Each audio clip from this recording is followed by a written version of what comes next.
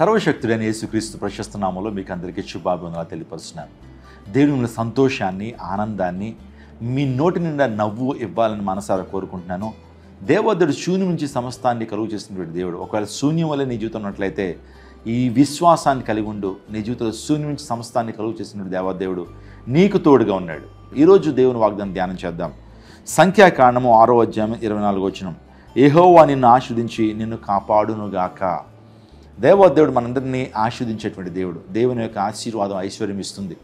ఇస్సాకు జీవితాన్ని మీరు ఆలోచన చేయండి. ఇస్సాకు దేవునికి విధేయుడిగా ఉన్నాడు. ఇస్సాకు సాయంత్రం మన పొలముకు వెళ్ళి ధ్యానం చేసేటువంటి గొప్ప అనుభవాన్ని కలిగి ఉన్నాడు. ఇస్సాకు దేవుని భక్తులు కలిగినటువంటి వాడు. అందరూ బట్టే ఇస్సాకు 100 ఫలం పొందినని దేవుని లేఖనాలు సెలవిస్తున్నాయి. నీ జీవితంలో కూడా నువ్వు ధ్యానం చేసే అనుభవం నీకు ఉన్నట్లయితే, నీ జీవితంలో విధేయత అనేటువంటి గొప్ప అనుభవం నీకు ఉన్నట్లయితే దేవుడు నిన్ను కూడా దీవిస్తాడు. ఇస్సాకును దీవించిన దేవుడు నిన్ను కూడా దీవించడానికి ఆయన ఇష్టపడుతున్నాడు. నిజంగా ఇస్సాకట అబ్రహాము తవ్వించినటువంటి బావులు ఏవైతే ఉన్నాయో ఫిలిస్తీన్లన్నీ కూడా వాటన్నిటిని పూడ్చిపెట్టేశారండి. నిజంగా మేలు జరుగుతున్నటువంటి ఆ పరిస్థితుల్లో అబ్రహాము తవ్వించినటువంటి ఆ బావుల్ని పూడ్చిపెట్టడం ఉద్దేశం ఏంటంటే అబ్రహాం పేరు వినపడకూడదు, ఏ ఒక్కరు దీవెనకరంగా మార్చబడకూడదు అని ఒక దురుద్దేశంతో బావులన్నీ కూడా కప్పెట్టేస్తే ఇస్సాకు నిజంగా తను ఆ బావులన్నింటినీ కూడా తిరిగి తవ్వించినట్టుగా చూస్తుంటాం. ప్రజా శ్రేయస్సును కోరుకున్నారు. ప్రజలకి ఆ నీటిని అందించాలని తండ్రి కొడుకులు ఎంతగానో ఆశపడారు. అది దేవుని మనస్సు. యేసుక్రీస్తు ప్రభువారు నిన్ను వల్ల నీ పొరుగువారిని ప్రేమించమన్నారు. క్రైస్తవ్యం చేస్తుంది ఏంటండి? మత ప్రచారం కాదు, ప్రజాసేవ చేస్తున్నారు. ప్రపంచవ్యాప్తంగా ఈ రోజున అనేక మంది క్రైస్తవ మిషనరీలు చేసింది ఏంటి? విద్య, వైద్యము, సదుపాయాలు, ప్రజల్లో చైతన్యం తీసుకొచ్చారండి. అందుని బట్టే ప్రపంచం ఈ రోజున ఇంత ఆశీర్వాదకరంగా ఉంది.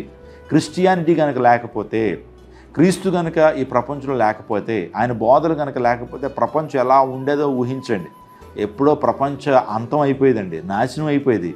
కానీ ప్రభు బోధలు అనేక మంది వారి జీవితాల్లో కలిగి ఉన్నారు కాబట్టి ఇంకా సత్యాన్ని అనుసరిస్తున్నారు, ప్రేమతో జీవిస్తున్నారు, ప్రజలకి ప్రజాసేవ చేయాలనేటువంటి ఆలోచన కలిగి ఉన్నారు. లేకపోతే అసమానతలు ఇంకా పెరిగిపోతూ ఉండేటువంటివండి. దేవాదేవుడు చెప్తున్నాడు, ఈరోజు నీకు వాగ్దానం ఇస్తున్నాడు, నేను నిన్ను ఆశీర్వదించేదను. ఇస్సాకును దేవాదేవుడు దీవించాడు, నిన్ను కూడా దేవుడు దీవించడానికి అని ఇష్టపడుతున్నాడు. నిన్ను కాపాడుదని అన్నాడు. ఈరోజు నా ప్రభు మనల్ని కాపాడేటువంటి దేవుడు అండి. అనేక రకమైనటువంటి అపాయం నుంచి దేవుడు మనల్ని కాపాడేటువంటి వాడు. ఇబ్బందుల్లోంచి మనల్ని లేవనెత్తేటువంటి దేవుడు. కన్నీటి వలన ఉన్నటువంటి మనల్ని, మన కన్నీటిని తుడిచేటువంటి దేవుడు మన ప్రభు. ఈరోజు నీ జీవితంలో నిన్ను కాపాడేటువంటి వాడు. నువ్వు బయటకు వెళ్తున్నావు, మరలా ఇంటికి వస్తున్నావు, నువ్వు అనుకుంటున్నావు నేను తీసుకున్న జాగ్రత్తల ద్వారా నేను కాపాడబడుతున్నాను అనుకుంటున్నావు. కాదండి, దేవుడు నిన్ను కాపాడుతున్నాడు. నిజంగా నీ మీద ఏది కూడా, ఏ శోధన నీ మీదకి రాకుండా, ఏ ప్రమాదం కూడా నీకు వాటిల్లకుండా దేవుడు కాపాడుతున్నాడు. ఆయన కాపాడకపోతే మనం కాపాడబడలేం, ఆయన రక్షించకపోతే మనం రక్షించబడలేం. అందుని బట్టి దేవునికి కృతజ్ఞతలు చెల్లించండి, దేవుని ఘనపరచండి, దేవుని ఆరాధించండి. ఈరోజు దేవదేవుడు నీకు ఇస్తున్న వాగ్దానము, నేను కాపాడుదును. వేటి నుంచి ప్రభు కాపాడుతాడు? నిత్య నరకాగ్ని గుండం నుంచి. అగ్ని ఆరదు, పురుగు చావదు అనేటువంటి నిత్య నరకాగ్ని నుంచి ప్రభు మనల్ని కాపాడేటువంటి దేవుడు అండి. శోధన నుంచి దేవుడు మనల్ని కాపాడేటువంటి దేవుడు. సాతాను యొక్క ఉరుల్లోంచి దేవుడు కాపాడేటువంటి దేవుడు. సాతాను యొక్క ఉచ్చుల్లోంచి ప్రభు మనల్ని కాపాడేటువంటి దేవుడు. ఈ లోకంలో ప్రజలు కపటోపాయం కలిగిన మనుష్యుల యొక్క చేతుల నుంచి మనల్ని కాపాడేటువంటి దేవుడు. ప్రజల యొక్క దురుద్దేశాలు, వాటి యొక్క ప్రభావం నుంచి దేవుడు మనల్ని కాపాడేటువంటి దేవుడు. ఇంకా చెప్పాలంటే దురాత్మ శక్తుల నుంచి, అంధకార శక్తుల నుంచి, పాపపు యొక్క శక్తి నుంచి, దోష శిక్ష నుంచి దేవుడు మనల్ని కాపాడేటువంటి, ప్రమాదాల నుంచి దేవుడు మనల్ని కాపాడేటువంటి దేవుడు. ఈ రోజున దేవుడిని కాపుదలగా ఉన్నాడు, దేవునికి భద్రతగా ఉన్నాడు. తన దూతలను ఆజ్ఞాపించి నీకు కావలిగా ప్రభు ఉంచుతున్నాడు. ఎంత గొప్ప దేవుడిని, ఎంత మంచి దేవుడు, ఎంత ప్రేమ కలిగినటువంటి దేవుడు మన ప్రభు. ఉదయకాల సమయంలో ధైర్యం తెచ్చుకో, ప్రభుని పక్ష ఆయన యందు విశ్వాసం ఉంచు. చాలామంది నమ్ముతున్నావు, మోసగించబడుతున్నావు. చాలామంది నమ్ముతున్నావు, కానీ ప్రభుని ఎందుకు నమ్మలేకపోతున్నావు? యేసయ్యను ఎందుకు నమ్మలేకపోతున్నావు? సాతానుడు అంటున్నాడు, నువ్వు నమ్మనక్కర్లా, ప్రభుని నమ్ముకుంటే ఏం జరగదు అంటున్నాడు.